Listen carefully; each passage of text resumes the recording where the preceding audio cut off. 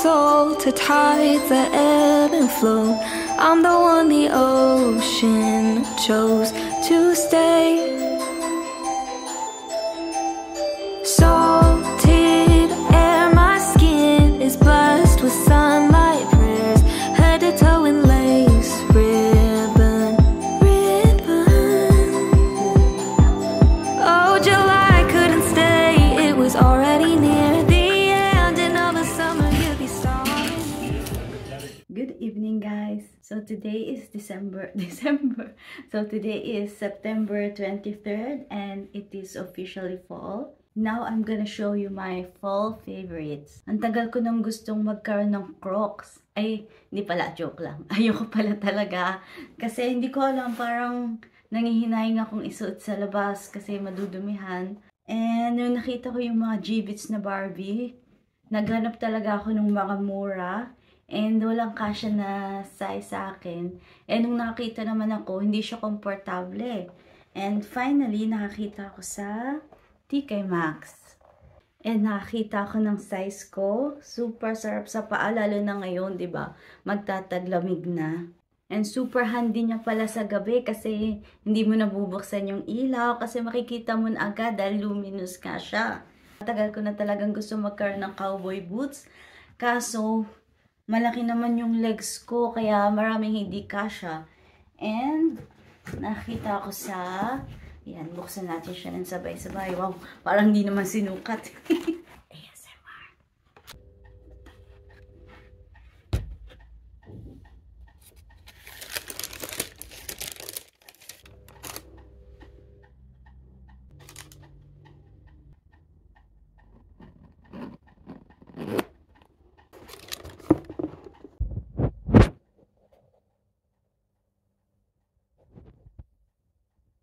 This book, hindi lang siya pang fall pala. Basta ito yung binabasa ko ngayon, yung Let Them Theory ni Mel Robbins. Hindi ko alam kung kanino ko itong nakita. Basta nung pumunta lang ako sa bookstore, siya yung una kong nakita and parang wow, di ka talaga siya tinigilan. The problem isn't you. The problem is the power you give to other people. In this book, you'll learn how 2 words, let them, can set you free. Free from the opinions, drama, and judgments of others. Free from the exhausting cycle of trying to manage everything and everyone around you. Yan, di ba? Parang nabubuhay tayo para lang i-please yung ibang tao. Yan, super recommend ko talagang book na to. Yung boyfriend ko, meron siyang leather jacket na super tagal na, siguro more than 10 years na nang gamit. And talagang worn out na siya. Kaya gusto niya nang itapon. Naisip ko, wag mo itatapon yan. Diba? Old leather jacket na naging bag. So, ito yung sleeve ng jacket niya. Yan, ginawa ko siyang parang ribbon.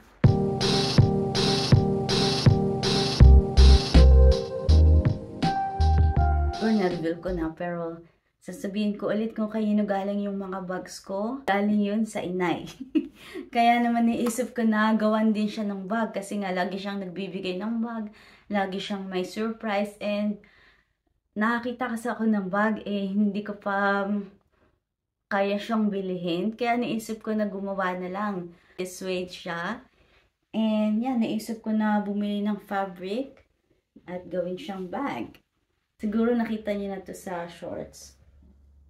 Diba? Same lang din siya ng style, pero ito suede.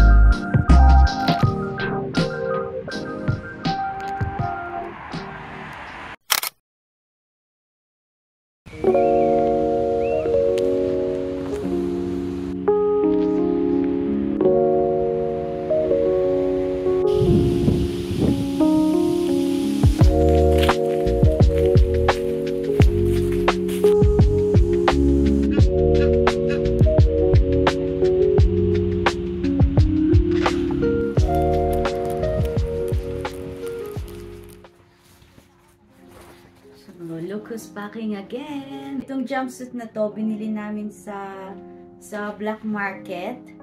And yeah, skinny jeans siya. Tapos nilagyan ko lang ng extra fabric dito para maging flare jeans siya. And yeah, ito na lang siguro yung isusuot ko. And comfy naman siya. Tsaka madali naman siyang tanggalin. And dadalhin ko din tong lagi kong suot na white blouse from H&M. Kasi pwede ko siyang i-mix and match sa ibang damit. Well, hindi ko pa alam kung anong weather doon sa pupuntahan namin. Pero for sure, dito malamig. And syempre, kailangan ko din ng jacket.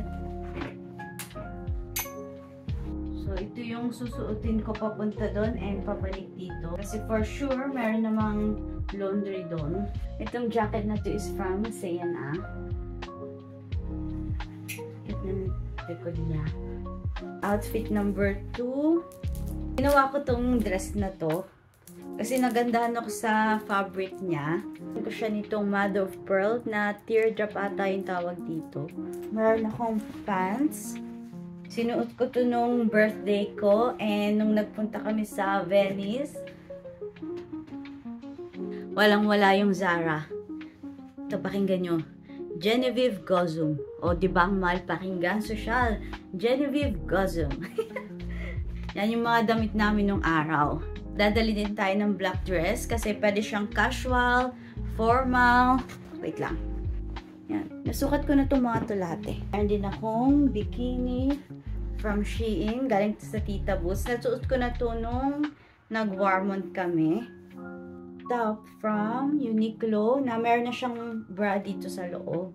Itong mga scarf na to, pwede ko rin siyang gawing top or dito, pwede siyang gawing accessories na parang belt.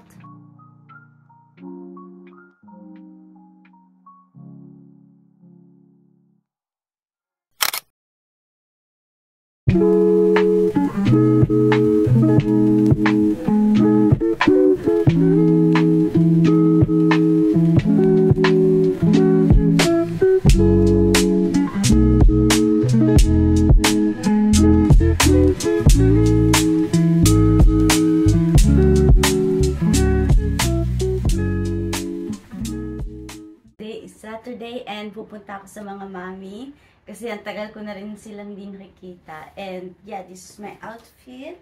This top is from C&A. Skirt is from Zara na binili ko sa TK Maxx. And then yung bago nating shoes. Gray ang outfit natin ngayon kaya silver yung jewelry natin. Itong necklace from Tiffany galing to sa inay.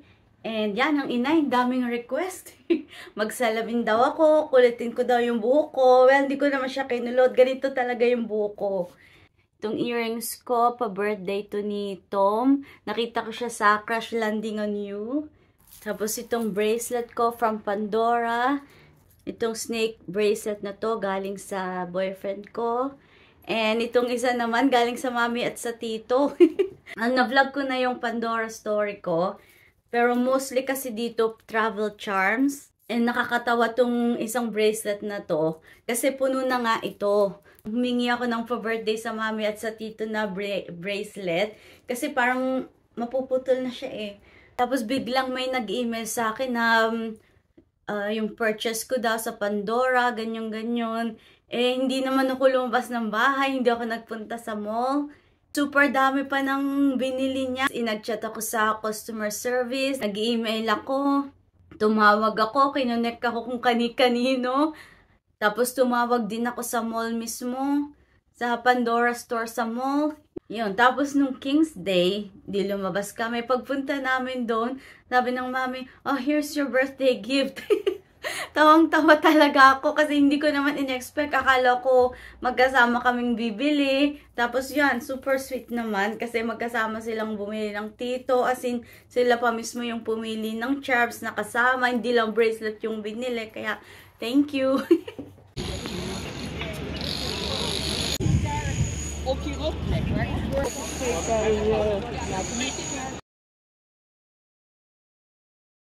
So, hi guys! May binili, ay hindi pala binili ng mami. May binili si nanay. From Amazing Oriental. Amazing Oriental. 2 egg yolks. White, oh my God. White lotus seed paste. Oh my God. Wow. Isa pa. Dahan-dahan nyo Hindi, naman. dapat ganito, anak. Kasi... Dahan-dahan nyo naman. ASMR pa. Mami, sabi ganito lang, di naman kayo magtambol. Tinambol nyo eh. Ganyan. Oh, ikaw din. Yung iyo din nga ng kamay.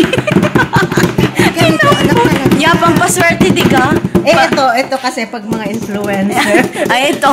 Pag... Kayo naman. Yan, hand model na kayo. Hand model na. Hand model na kayo. Wala pang nail polish. Anak yan. Yan. Oh my gosh. Show me. Wow. Guys, look at that packaging. Oh my God. Ano naman yung packaging? It's real gold. Diba? Real gold. Yan, tingnan mo, anak, oh. Oh my God. Tapos alam mo kung bakit pala Yeah. siya. What makes it special? Oh my God. And guys, nakakain to. Yan. God. Anong gagawin mo? Sasabit nyo yan. Ayan. O, diba? hindi naman dyan. Pagpasok nyo. Ang ganda, oh. Nice. Oh my gosh, guys. Oh, find the difference. Anak naman, hindi ito find the difference. Hindi ka. Ito yung coloring. Ang coloring pala. Yan yung pang paint. Di kayong ginaganyang roll. Coloring ko ng straw waffle. Hindi, gagamitin ko yan lalagyan ng sinulid. Patay mo muna, mas kukuha tayo ng pag- Takluban nyo. Takluban nyo. High five daw, high five.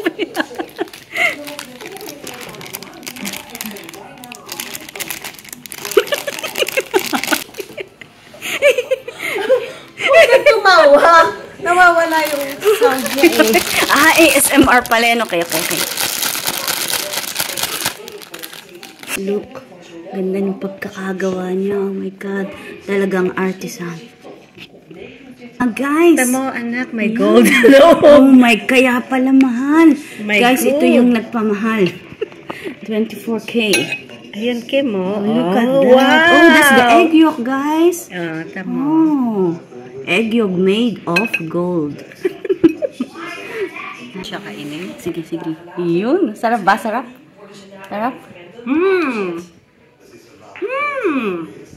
Lekker? Okay, guys. Taste test. Tayo naman ang susubo kung worth million nga siya. Taste test without fork. Kung ano mas masarap? May fork o walang fork? Okay. Sarap ano? Lasang hopya. Parang. Sarap. Hopya. Now taste test with the fork because we are not born with a silver spoon but with a silver fork. Napalis namin. Door naar de schuttingtafel, die tijdelijk tot groot ongeval van zijn team. Bottom line, mas masarap may fork.